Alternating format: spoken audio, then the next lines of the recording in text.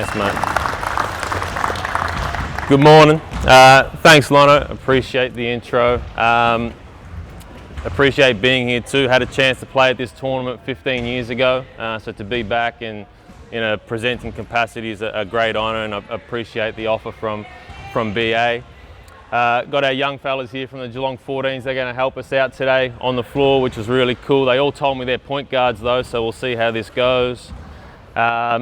Had the opportunity to visit Europe twice in the last kind of 4 months. So the first trip was with our Basketball Victoria MPP squad, which for the last 3 years we've taken a tour to both Europe and then on the back of that finished off in the USA. So Germany and Spain have been the places that we spent the most time in Europe, which has been really good.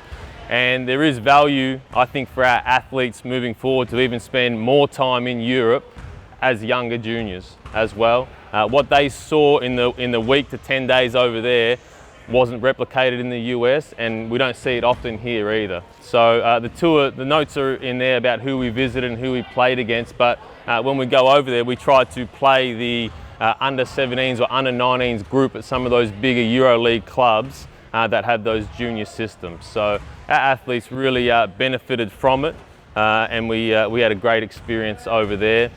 In the past, I had visited Alba Berlin in Germany as well, which is one of their bigger league clubs over there.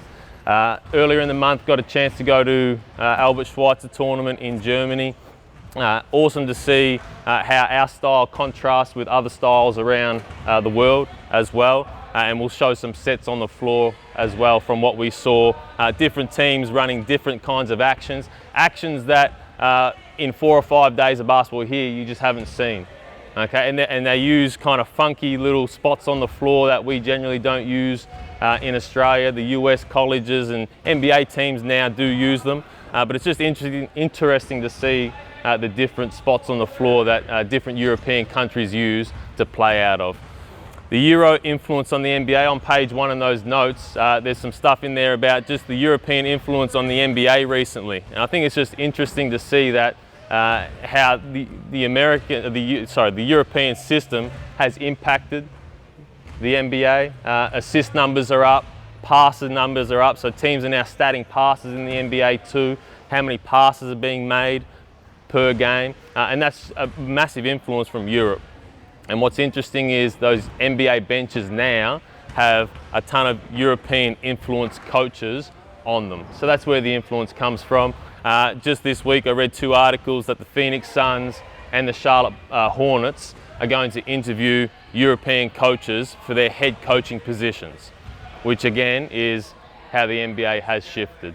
Okay, we're going to start off, we'll talk a little bit about Albert Schweitzer. There were a few things in our preparation before we left, how we were going to handle and deal with certain things that the European teams were going to do. So Michael Cassidy was the head coach, so we had a 3-day camp in Canberra, then we went to Germany, so there was a little bit of preparation and planning for how we were going to play, and a big part of that was how are we going to deal with them in the half court, okay, and how are we going to deal with them wanting to do what they want to do. So they want to play in the middle third of the floor, and they want to walk the ball up and pick you apart with precision, timing, screening and passing.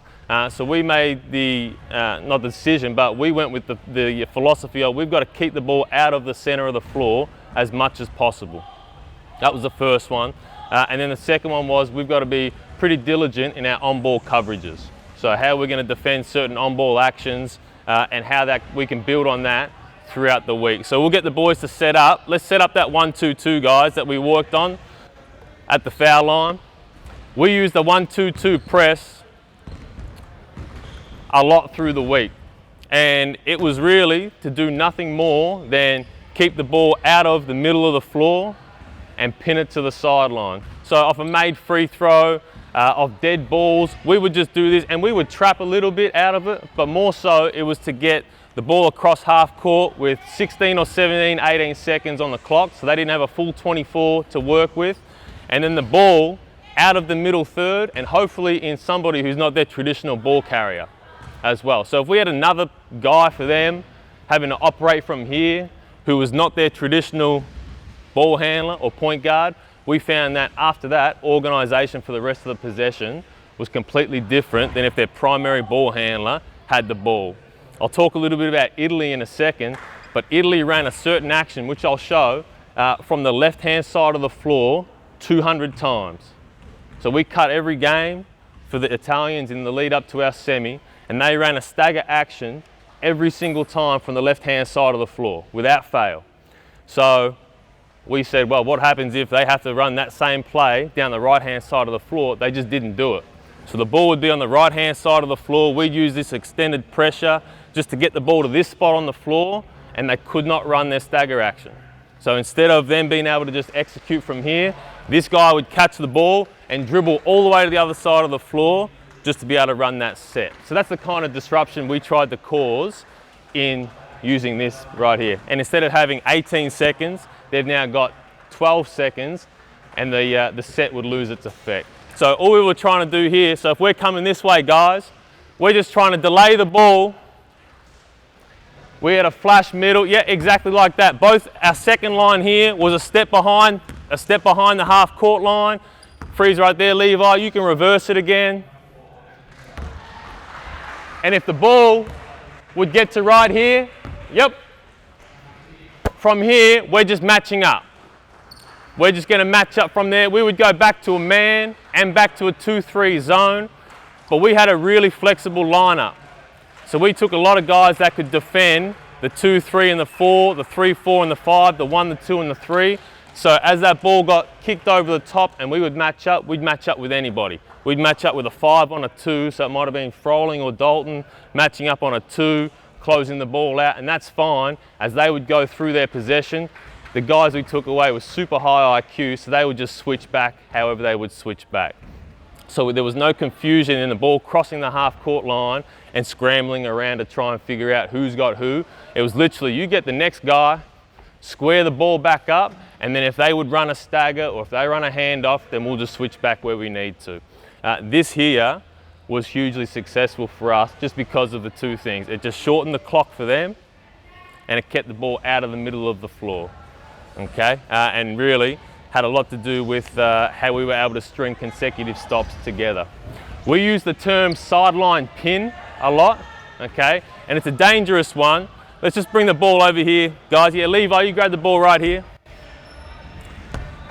Jesse, you can guard Levi, and we're just looking right here, guys. And we use the term sideline pin a lot, and we had to be careful that our sideline pin that we were talking did not look like this too much, because you can get straight line driven and then cause a rotation. We did not want to be in rotations, but we wanted this ball with good hand pressure and good angle pointing the ball to the corner to stay on this side of the floor. And we use the term sideline pin, and it was the #1 thing on our scouting report, that we did not want this ball to then get dribbled back to the middle of the floor so they could run horns, so they could run middle pick and roll, so they could get the ball to the other side and run whatever action they wanted to run. So if we're sitting right here as a coaching staff on the bench or the players on the bench, we were hollering sideline pin, and these guys did a great job of keeping that ball on this side of the floor. So again, keeping the ball out of that center corridor did not allow the teams to run the offenses that they wanted. So that there as well was hugely successful. In the half court, there's some notes in there about the kind of athletes that we played against, and the pick and pop post in Europe is really prevalent now in the NBA and even in our NBL. The pick and pop 4, the pick and pop post is as important than the point guard, and they play from similar positions on the floor. Like, they will play that the point position throughout all of their offenses. There will be times in all of their sets where you have to close out on a 4 who catches that ball in the trail, and our posts like Cal Dalton and Sam Froling, because they're so high IQ, can catch that ball at the top of the key and then make great decisions out of it. Whether they're throwing and chasing, dribble handoff, they can shoot the ball. So that's something we had to contend with every single game. And there are pick and pop posts throughout that whole tournament that was shooting above 50% from the 3. So it's a real thing. Like, you have to have that a part of your defensive plan. How are we going to deal with pick and pop posts? Can we set up that little ball screen action, guys? So we'll get the ball with a ball screen right here. Let's get a deep corner and someone defended in the corner. We'll get our post players right here. Levi just in line with the lane line. Someone there. And someone defending the post. There were two occasions that showed up more times than not in terms of defending the pick and pop post. So the first one, and we'll talk about it when I go through the sets, they set a lot of on-ball screens in the seam. So the wing pick and roll, if we were going to count 100 possessions, the wing pick and roll, there might have been 10, there might have been 40 seam pick and rolls, and then 50 mid pick and rolls. So the side pick and roll was not something that we had to deal with a lot. It was more so the seam and the mid pick and roll. So this one right here, and this guy here, let's say it's a plus 50% shooting big from the three. He would step up, set this seam pick and roll right here, freeze right there, and then we had to make a decision. Point guard here, how we defended this one, we'll talk a little bit about that in a second. If we were in a drops or a mush right here, that's fine. Ball comes downhill, you're over the top, Jesse. Freeze right there. Jesse, you got to stay, you got to chase him, Jesse, and then freeze. So, we spoke about two spots on the floor. We called this the nail, okay, right on the foul, in the middle of the foul line, and we called this the captain. Essentially under the basket, head under the basket, able to see the whole floor. If this guy here was a shooting threat, so one of those plus 40, plus 50 shooting threats from three, it was a non-negotiable. We were going to help off the nail and take that guy. So we called it X out, or Xing out off the nail. So if this guy here was a shooting threat and I'm defending the wing and I've got the nail and Levi's gotten to his spot on the floor, we're dealing with the ball screen coverage and that ball gets thrown back, it's my closeout. And I'm going to take this away. And then it becomes, because we've got a flexible lineup, because we've got great versatility, then it becomes my job to close out high hand and keep the ball in front of me.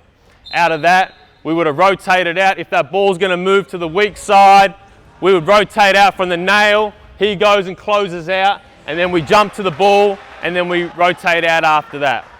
So that was the first one. It became really evident early that if you left a person, a shooter, open in this tournament, that you were going to be in trouble. You were going to be in trouble. So we tried to take away all rhythm threes and Xing out off the nail to the seam pick and roll, and also the mid pick and roll was something that we did through the tournament. The other one was if there was a side pick and roll. So let's set up right here, guys.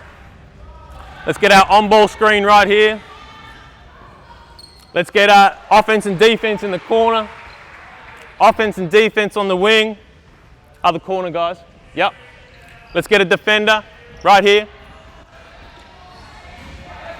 And a defender in the captain. So we've got right on that nail, mate. Right. Perfect. So we've got our defensive positions. We've got captain. We've got nail. They're guarding the back side of the floor. Say we've gone, thrown and chased it. And say we're in a hard show right here. The other one is him picking into all this space down here. So it can go from pick, remember he's plus 40, plus 50 3-point shooting percentage, the same deal. You're going to hard show, your job's to not get screened, so you've got to get over this screen. But this here is a long closeout and a bad angle. So we would say the same thing. If this is the case, you've got to be great in hunting this one out, and as soon as it looks like that's going to happen, this is your closeout, and that might be a 2 closing out on a 5 or a 1 closing out on a 4. It didn't matter. Your job's to stop that rhythm jump shot, go high hand, and keep the ball in front. Okay, worked really well for us. I used it last year when I coached in the Big V with where we used it as well. And the whole deal was just not to give guys that like to shoot the pick and pop 4 or pick and pop 3 from the 4 or 5 position a chance to find their rhythm. Okay, the way they do not want to beat you is off the bounce. Okay, so that's just the way that we dealt with that one right there. It didn't work against Germany in the last game. Got a little bit of information in there just about just hold tight guys, just about the type of athletes that we saw over there. And it was a great experience for myself and Mike Cassidy to see the kind of athletes that these other countries are identifying. The thing that jumped out for me was they hand out an award at the Albert Schweitzer tournament for the best prospect. And it has nothing to do with it does have a little bit to do with how well you play during that week, but they're looking for the kind of athlete who shows the physical dimensions, the athletic prowess, and the basketball ability to be the next world superstar. And those 4 guys that have won that award, the last 4 showings of the tournament, are all in the NBA right now. And they are all super long, super tall, shooting ability, they've got the works. And that's what they identify through this tournament, is athletes like that. The guy that won it this year was a pick and pop 4 who shot above 50% from the 3 from Israel. Okay, and he was awesome. 6'7", 6'8", great agility, shoots the ball, highly skilled. He's a junior at Maccabi Tel Aviv, so he plays in their pro program, like in their Pro B, Pro A team, but he also is on their under-19 squad at Maccabi. And it just, what it does, it makes you come home, you come to this tournament and you kind of project, or try to project as best you can, what those traits are in these athletes here in Australia that can also then translate further on down the road. So it was a really good exercise for us in just talent evaluation and talent identification. In our scouting reports, in how we built out what we were going to do day to day in preparing for the opposition, not one time did the words "go under that screen" or "close out short" come into it. So it became evident really early that if you went underneath the ball screen, they are way more comfortable to just stop and just shoot one. They will just stop and shoot it. If you closed out short, they would just shoot it. If you had a great closeout and then dropped your hands, they would shoot it. So our 2 cries were high hand early, so get a high hand, take away the rhythm shot, whether it's Xing out, whether it's just a closeout, and then you had to carry a hand. And carrying a hand for us was literally, if we're here defending the ball, you had to have a hand above the ball the whole time. Because as soon as you did this, my guy for Israel, he's just going to raise up and shoot it. And he's 6'7", and they're good enough and tall enough and have a high enough release to make it. So carrying a hand is the next thing, really important. There's a closeout's awesome, but you have to carry a hand. And that was something that we really got better at as the week went on. Asked a lot of Europeans some questions around player development and how they take care of player development over there. And they have a lot of time for it. They really have a lot of time for the boring, the mundane kind of player development. We're at Valencia Basket in Valencia, EuroLeague club, playing their ACB.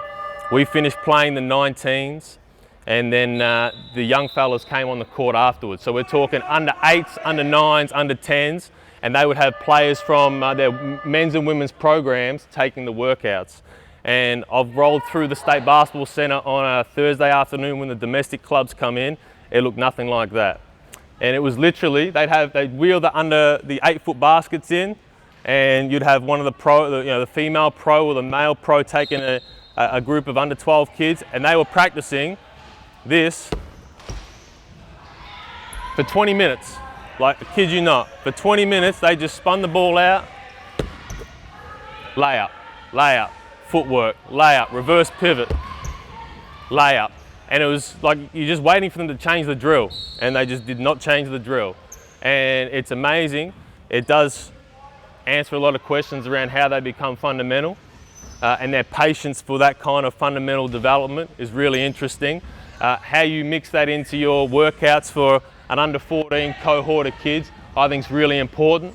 Okay, you obviously don't want to, we have got time constraints here in Australia, so how we use it is going to be a little bit different to maybe how the Spanish do use it, but I still do think that there is an unbelievable need and necessity for just that very basic dexterity of both your hands and both your feet. Okay, let's have a look, guys. We're going to go with our lane line shooting. So this is a drill that I've used I've been in the role 18 months now. I've used this drill at every camp that we've run. So whether it's a talent ID, a selection camp, one of our, say, ECC or SCC preparation camps, we've used this drill. I got this drill 10 years ago when I was still trying to play, and I just used it as a bit of a warm-up and just a footwork fundamental deal. So guys, just go inside foot, self-toss and inside foot, and it's just a high rep, just working the inside foot.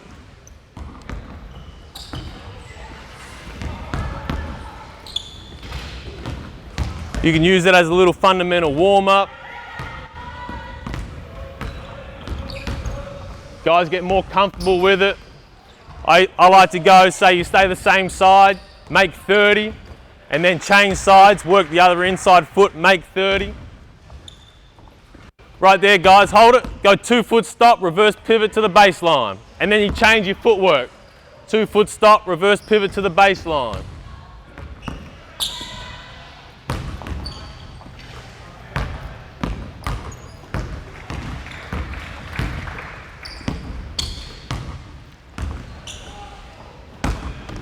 And then as you can get teaching, you can start talking about, well, where are your feet? Feet underneath your hips, hips underneath your shoulders.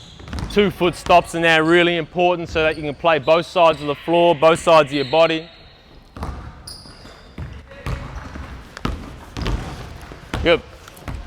And hold it right there, guys. Hold it right there. That's the kind of stuff that the Spanish were doing. The other one, we played at CB Pick and Claret, which is like a Siebel club equivalent as well.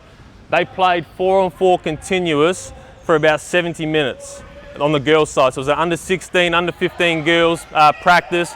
The head coach stood in the middle of the floor the whole time, and he was just a distraction. Like, he would stand there so the girls would have to dribble around him, and he would act like a bit of a screen for them. But they played 4-on-4 continuous for 70 minutes. And the ball did not stop one time. Like, there was a drink break, and there was a stoppage, but he did not stop to like tell the girls anything. Like, he would coach, we talk about coaching on the run, he was coaching on the run for the whole time. He was yelling and screaming, but these girls just went up and down, early drag screen, early punch screen, all of this stuff in a 4-on-4 continuous drill, which was, again, really, really interesting. We'll talk a little bit about the sets that we saw over in Germany. The Italians ran great stuff. The Israelites ran some really, really good stuff. The Germans had some fantastic athletes. They played very fast up and down the floor. The US team had some really good athletes, but they didn't have the continuity that some of the other programs had.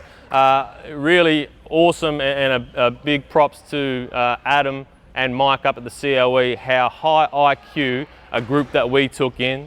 And it was clearly evident that they are in a daily training environment. The decisions they made allowed the kids to have success on the floor, both offensively and defensively. Highly skilled kids and really tough kids. That's what came through as well, because there were not many fouls called in the tournament. And the fouls in the paint, we'll talk about how we dealt with that, but the referees really did reward tough players and tough plays, okay? The Italians, let's get our 5 guys out that are gonna run some of these sets for us. Levi, you are my point guard, huh? So this is the set that the Italians ran from the left-hand side of the floor. So we just called it staggers, and they would use it in a secondary action. They would use it as a walk-up, and all they were doing was setting a stagger. So this would be like the second highest scorer in the tournament, going for about 24, 25 a game, and he was flying off a double stagger with all of this space on the floor. And they could do a couple things from here. They can slip the first guy, so you're just gonna go to the opposite corner, and they can take this screen. Levi's gonna enter the ball, and then from here, this was the screen we saw more than anything else in the tournament. It was a pin down, straight into a step-up seam on ball. So that action there was really, really prevalent, okay? So this is like your best player in the tournament, and a pick and pop 4 or pick and pop 5 with all this space on the floor. Again, thinking about our defensive position, we are on the nail, so if this guy does pop into space, then we can take that one away. But we had to deal with all of this space offensively, defensively right here, okay? So that was their stagger look. Just run that half speed, guys. So this was the kind of their regular or their, go guys. Yep, so staggers, take, slip it, step up screen, all that space. Yep, perfect, perfect. Set it back up. The other part was we saw a lot of flare screens. Now they're able to run a lot of flare screens in Europe because they're really high skilled passers. And it's something that I think we talk about it being a really good action, but I haven't seen a whole lot of flare screens here this week. Take the screen, exactly the same action. Yep, slip it, take it, catch it, throw it right back, flare screen. Freeze right there, yep. So he can make that skip over the top, flare, and then chase it straight away into all this space. This was our side on ball that we had to deal with. So if that's a pick and pop 4, then we have to deal with the captain and the nail. Okay, come back, give it back to Levi. So set that flare again, guys. If the flare wasn't, if the flare was not on, you could just throw the ball straight through the screener, come this way, and then you guys are playing right here in space. Okay, can we run that one? Run it without the flare, Levi. Staggers, yep. Yep, flare, good. Chase it, good job. Just like that, yep, score it. Good job. And then the third one that they ran often out of this stagger action, set it back up.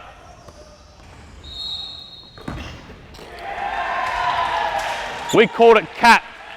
So all it meant was this guy here, so set your stagger, is coming off this stagger. And if you think about defensive position, our guy guarding the post is to the ball, but he can see everything. All his job was to do would be to curl. You stay right there, mate. Yep, would be to curl, come and screen me, and then pop right there, catch and shoot. And they got that over and over again. Again, running shooting actions for their shooting posts. Okay, if they didn't have a clean catch and shoot right there, they would go 5-4 pick and roll. So no, you keep it. So you clear out, and then you would go from the bottom of the stagger straight into here. Again, this action right here, pin down or take into step up on ball, you use that one. Coming downhill. Pick and pop, both pick and pop 4s and 5s. Run that one. Run all the way through the ball screen. Curl it. Good. Good. Go get him. Well done. Good job. Good job. Highly skilled at every position allows them to do this. Okay. And again, clearing out sides of the floor, giving their good athletes, their good dexterity players, a lot of space to play in. The other one that the Italians ran, which was really cool as well, let's get our point guard up, our 2, our 3 in the other corner. Let's get our 4 just at the foul line. We called this X. They would run this on a offensive rebound. They ran this low clock. They ran this end of quarter as well. And the whole objective is to get their best player, and that was the all-star 2 guard for the tournament, a ton of space to play in and have him flying downhill in middle pick and roll. The other thing the Europeans do a really, really good job of is this line right here is completely irrelevant. So the spacing they're playing with is out here. And they don't mind being this far away from our catch and shoot guy because they will just make that extra pass to a guy stepping in from this far out. So they don't toe the line, okay? They really give the floor spacing. I read an article 2 days ago, the Philadelphia 76ers have a 4-point line painted on their practice floor to promote the spacing. Okay? And it just makes it harder to defend. The European guards in particular love playing with space. Love playing with space, and it's hard, even if the athleticism is not US athleticism, all they need is all this space. They are so crafty, their dexterity is great, their footwork's great to where they're going to create a split and then create rotations out of that.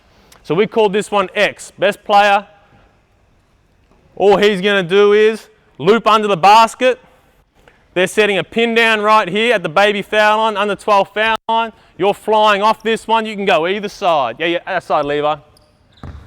So he's coming right here, flying off this middle pick and roll, he's going to the corner, he's a catch and shoot threat, you're catching nice and high, and all you're doing is flying into middle or seam pick and roll. And you've got this guy here, if you look at all that space, it's unbelievable for him to come downhill into that. Shooter's on the backside, so if he gets to here, there might be a pick and pop. If he rolls, throw it out the backside. They had their five starters, 4 of them the day we played them, were above 45% from 3. So they have a ton of space on the floor. Everybody's allowed to catch and shoot the 3 in rhythm. Let's run that, guys. X, X. Here we go, yep.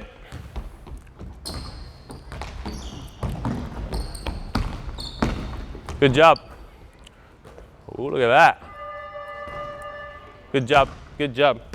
Look like a big country over there. So that was the Italians. Really, really good team. They ended up winning the bronze medal. So they beat France for bronze on the last day of the tournament. The next series comes from the Israelites. Were awesome. Lost to Germany by a point on day 1. We got them on a short rest, and our boys played really well against them. But they had 4 or 5 tremendous players, really, really good players, and they played super, super hard. If you can see the live streams there's an Albert Schweitzer website. You can still see the live streams of games. If you can go find an Israeli game, they were fantastic. So the first one, their series looked a little bit like this. So let's start with our point guard right here. Our 4, the 5, and our 2 guard in the corner. This was the hardest thing to prepare and plan for, because you just don't see it a lot, and the activity was really good. What they did was they slipped a lot of ball screens, and the guy slipping ball screens went straight into another action. So slipping into pin down, which you'll see into this, slipping into another ball screen. So the way it worked is, ball came across half court, the 2 guard cleared, and there's a pin down right here, right at this elbow, right here, yep, pin down, enter the ball, and again, this action again, it goes pin down, step up, freeze right there. So Levi enters the ball, he gets out to the opposite corner, they go from pin down to step up, and he takes like 1 step and then bounces out of this thing so quick, and the 5's running straight off his back into this on ball. There's space right here. Again, this was the picture, or this was the shape that we saw a ton of, which was 4 guys space the floor and someone sprinting, not walking, sprinting into some kind of seam pick and roll, mid pick and roll action. So run that, guys. Let's see what that looks like.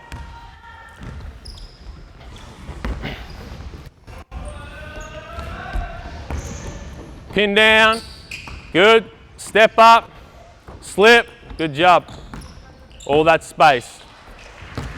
Good, good job. Go again. So set it back up. The other one that they ran, which was really good as well, is the same kind of initiation. So clear, pin down. The other thing that teams did often there would be, if they wanted this guy on that side of the floor using the same action, they would just throw the ball right here and then come and get it, like flip it right back to him, and then you go. So it's exactly the same thing, and we just called it gets. That was just our term for it. So if Levi and I are playing, but I want to come out of the pick, he's going to throw it to me, or I'm going to catch it. If I'm the point guard, and I'm going to enter it and then flip it right back, and then now it's my turn to play. And exactly the same action, but they'll just run these little exchanges this high from the floor just to position players in different spots that they know what's going to come. So do the same thing, guys. Just get to the on-ball screen. Clear through, good. Pin down, step up screen, slip it, freeze right there. Good. This is the other one. Really good action. Sprint to slip, got out of there quickly, and then this guy here, the 5 sprinting, also slipping. So we had 2 wide pin downs on each side of the floor, the ball in the middle of the floor right here, and then you've got 2 really good guards flying off picks. They can curl, they can take it. If he took it right here, it would turn into pin down, take, straight into step up, all that space, and playing out of that receivers principles, split kick extra. Let's run that, guys.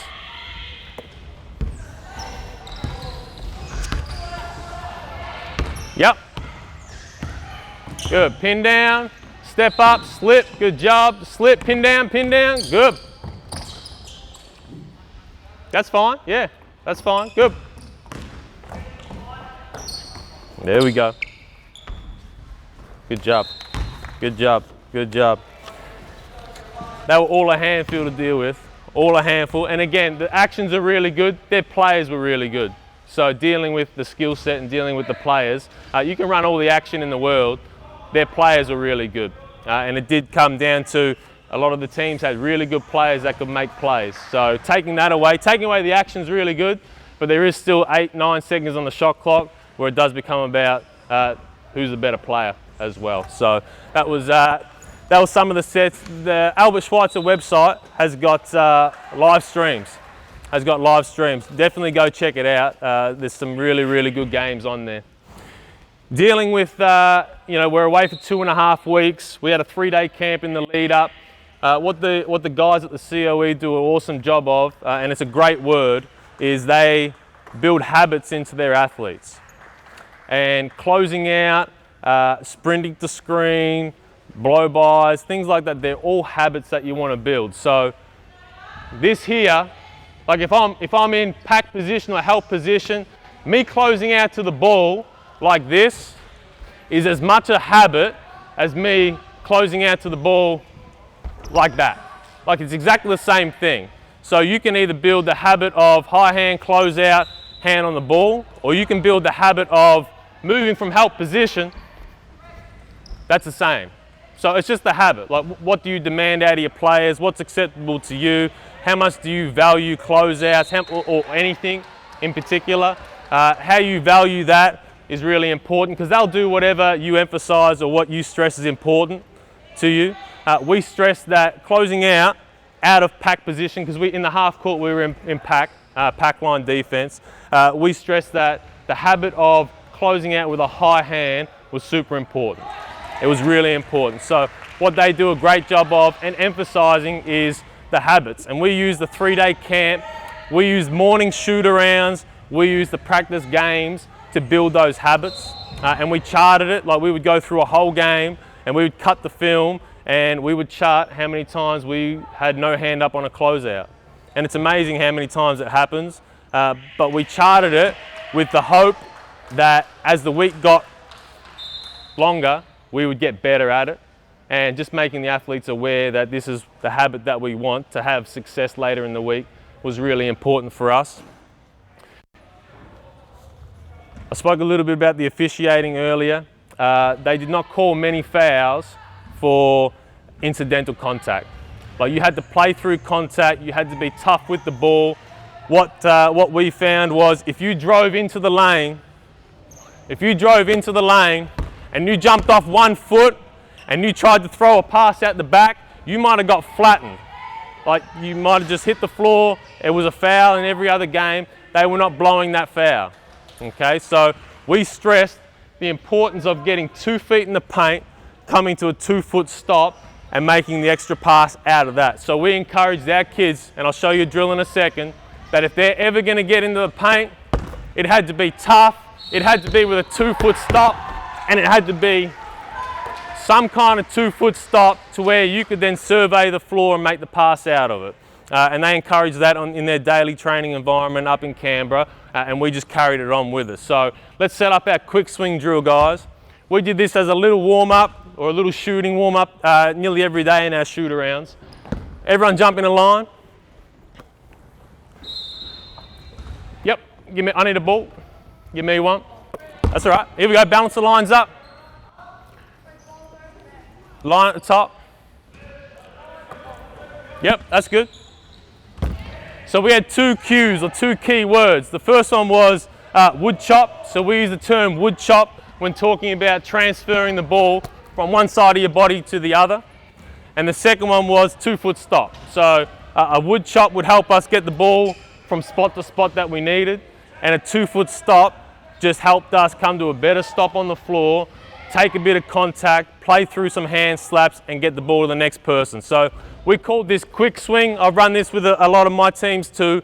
We would start with wood chop, reversal, wood chop, reversal, and then on the bounce, come back. On the bounce, we've got a throw down on the other side, which we'll talk about in a second. He's driving hard to get 2 feet in the paint. He comes to a 2-foot stop. He makes a great pass out of that pressure. Extra pass, catch and shoot 3. We then had a coach on the baseline right here who's going to hit our second guy right here, catch and shoot 3. And if we had another coach in practice or a physio, this guy here would come to his stop, make a great pass, and then he's coming off a turnout right here, catch and shoot on the other side of the floor. So you can get 2 or 3 balls going. We use this as a habit builder in the morning. We would go to like 21 makes, both sides. It'd take 4 or 5 minutes, and then they would go on to their stretching or ball handling or whatever ever after that. So here we go, wood chop, 2-foot stop. Yep, good, good. Throw down, good, 2-foot stop, make good pass, extra pass, gotcha. Good job. Here we go, next group up. Yep. Good, on the bounce, let's go, good, good throw down, 2-foot stop, well done, extra pass, got ya. Good, next group. Good, throw down, good, 2-foot stop, extra pass, right here, mate. Good job, we'll go one more time. We need a make, let's get a make, Levi. Start again, start again, start again. Wood chop, good, throw down, good, 2-foot stop. Good job, mate, well done. I've got you, that's all right. Good job, good job. So we use that, our shoot around in the morning. It started with ball handling and passing for like 3 or 4 minutes. It went to some kind of drill like that, where we would build those habits of 2-foot stop, wood chop, being tough with the ball. Then we went into some concept shooting. So whether it was punch and pop or side pick and roll concept or post entry, shooting out of post entries, whatever it was, we got some concept shooting in after that. Then the boys would go and stretch, warm up with the physio, and then we would go into our scouting report and planning to play that night. And we started every practice the same way through the week. They knew that they were coming into the gym. We were going to get some passing, some ball handling, moving into shooting, moving into physio, dynamic warm up for 7 or 8 minutes. And it worked really well across the week for us. We'll talk a little bit about closeouts. Again, really, really important how we dealt with the European skill set in taking away their rhythm shots across the 2 weeks. Anyone that's spent a little bit of time with me knows that I value the closeout. I think, it might be a little crazy, I do think it's the most important part of the game. Like it's a serious fundamental that changes the ability for the other team to do what they want. If you can close out and take away first the rhythm shot and then keep your team out of rotations, it's an unbelievable advantage. Because what's going to happen now is you're going to be forcing a contested shot with 6 to 8 seconds to go on the clock. Then you've got to coach defensive rebounding. So if you can coach high hand closeout, force a contested shot, and then defensive rebounding and having a team that sends great energy to the defensive glass, what's the opposition going to do? They can run all the Israelite and Italian action they want. But if a high hand closeout takes away a rhythm shot and then you can crush the glass, what's left for them? They better be a great offensive rebounding team. Okay? And I just think that, not that it's undercoached, you get what you emphasize. And if you go through a whole week of practices, junior practices, without practicing a closeout, Friday night's not going to look good. But then you can't get after your kids Friday night if you haven't spoken closeouts on Sunday or Wednesday night. So I just think that there's a balance and you get what you emphasize. I've used this drill. Let's set up our closeout weave, guys. I've used this drill in some BV camps. I got this from one of my coaching friends in the US. Two parts to it. The first one is got to get through screens. Getting screened is not an excuse, and it was one of those habits that we charted when we were away, and when we watched the tape and we were cutting tape, there was a button for guys that were going to get screened. Okay, so if you got screened or got hung up on a screen, it's not an excuse. Getting through pin downs and being a guard or somebody defending the ball who does not get screened in on-ball action is an unbelievable point of difference, and it's a skill. So I've changed the way in the last 2 months how we talk about feedback for our athletes in Victoria Metro. You have to be great at closing out and defending the ball one-on-one. You have to fight 2 dribbles of penetration, keep the ball in front of you, do not look for help. The second one now, which I've added for our last round of camps in April, is that you now have to be able to defend the on-ball screen without getting screened. There's 2 parts to it now. There is such a prevalence of on-ball screens that we have to address that skill set. Really, really important. You can be great at this, but if you stand up and just melt into screens and allow yourself to get screened on the floor, it does us no good. So I think it's a thing that identifying athletes, an athlete that does not get screened in an on-ball setting is a huge value. And you look at the NBL, Damian Martin does not get screened in on-ball screens, and his teams consistently win. I think that's just a great skill to have. I was watching the NBA this week. I'm trying to think who I was thinking of. Just does not get screened. Like, it might have been Donovan Mitchell. Just does not get screened in middle pick and roll. Just has great agility, great dexterity, and great toughness. Like, to sit down and have an on-ball screen coming and get up and get through and get over is tough. But again, you get what you enforce and what you demand of your players. So I just think that's another way for us to look at one-on-one defense. That's really important. So I call this closeout weave. So the way it starts is all the guys will face that end of the floor. We're going to start with our 2 guys right here. You can do this with 2 lines. You can do it with 3 lines on the floor. All they got to do is, the first guy, his job is to go shoulder to hip. So the cue or the teaching point for me is going shoulder to hip with the screen. And then he's going to close out. So he's just going to go close out, shoulder to hip. Next one, shoulder to hip, shoulder to hip. And then once he goes, the next guy goes.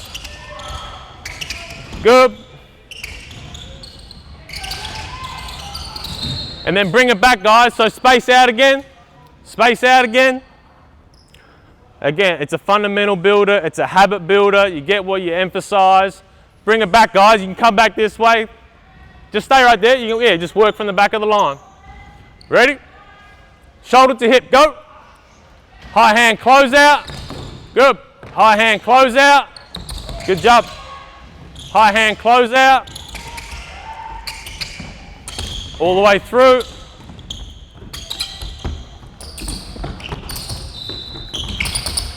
Good job. Let's go one more time. Just take it down one more time. Shoulder to hip, get through. Shoulder to hip, get through. Ready? On you guys. Yep. Shoulder to hip. Good, Levi. High hands.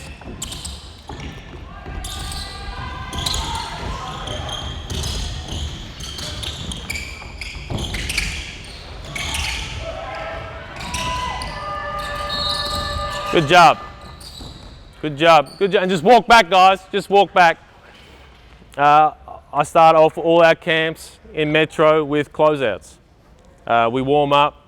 We teach closeouts, but I just want our athletes just to understand the importance of being able to take away a rhythm shot.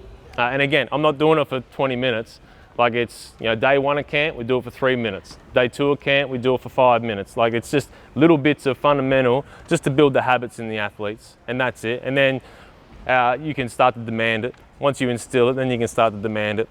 The last part that we used on morning shoot around, so just grab a couple of balls on the baseline, guys. We're going to go our throwdowns that we spoke about, is our athletes. So we played 2 practice games. We played a local team in Mannheim, who was a 4th division pro team over there in Germany.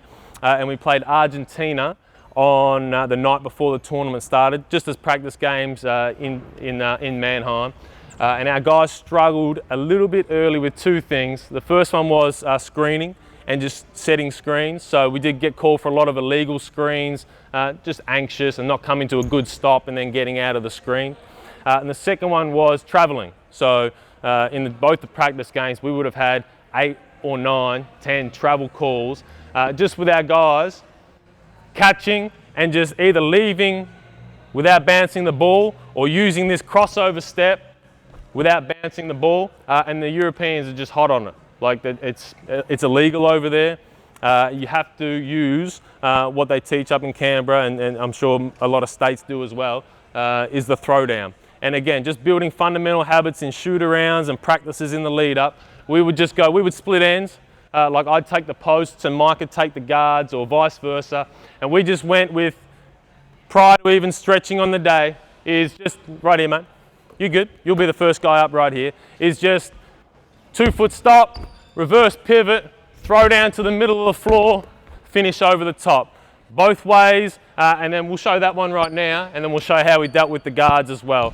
And again, just fundamental, just so we aren't getting travels in the posts, coming to clean 2-foot stops, over the top, give them a chance to make some shots as well. Reverse pivot, good, throw down, over the top. Good.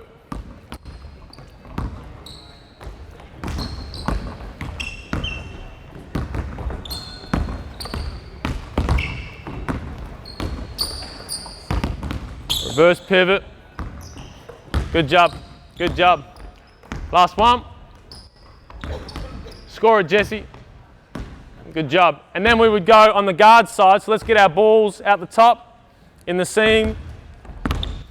Let's take our cutting lines. Take our cutting lines in the corner.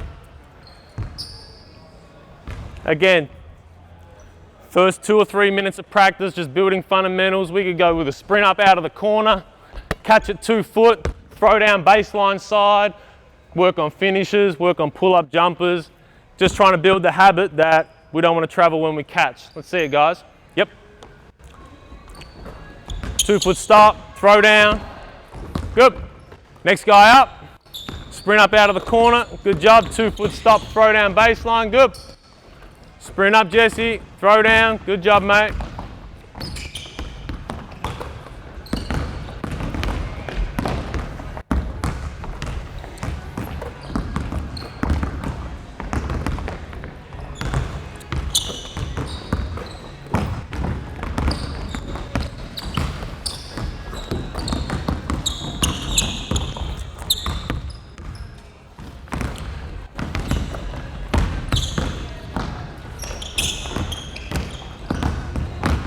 Good job, last one each side. Yep, sprint up, throw down. Good job, guys, just relax right there, just relax. A lot of the wins that we got through the week, and we finished 6-2 for the week, had a lot to do with taking care of very small, non-sexy things, like not traveling, not setting illegal screens, great closeout, great carry the hand, force a contested shot, defensive rebound. Like I wish there was some scientific explanation to how we dealt with a lot of the things over there. The scientific explanation was great discipline on a high hand closeout, great discipline on carrying a hand, great defensive rebounding discipline, and then again, credit to the BA guys up there, really high IQ players that offensively, they play together a lot. Like they play together through the summer, they work out every day, understand decision making, understand spacing on the floor, and being able to make plays out of that. Great experience for the athletes. Like they did a tremendous job representing the country, did a tremendous job in preparing them for camps that are coming up, preparing them for Asia Cups coming up, preparing them for next year. They were tremendous all week, and a credit to them. Really good job. What was interesting over there, and I know basketball, within basketball circles in Australia, we spoke a lot about the term tagging up, and essentially sending 5 guys to the offensive rebound opportunity. And I'm sure there are some clinics online that do talk about tagging up at something like this at a recent AJC. It was a point of difference for us. Like offensive rebounding for us, we had some games 28, 27, 23 offensive rebounds. So we won the possession game in a lot of the games that we played. It was interesting against the Germans, who were very, very athletic, great size, how you would use tagging up against them. And I think that's a great discussion for us to have moving forward, is against the really athletic, great size. Like they started 6'3", 6'7", 8, 9 and 9. How you now deal with that, and they're tough guys as well, so they were ready for the contest on the glass. How you use tagging up in that kind of situation, there is still value to it. How you use that against different teams and planning for different teams through tournament play is really interesting. Could we give our guys a thank you, please? Great job, guys. Great job. Do you guys have any questions about anything covered? Or anything in the notes, please do let me know. I've got my business card up on that table as well, so feel free to take a business card. Feel free to shoot me a text, shoot me an email, ask any questions. Love to talk basketball, so please, if you do see me around the next couple of days, don't hesitate, come have a chat. Thank you.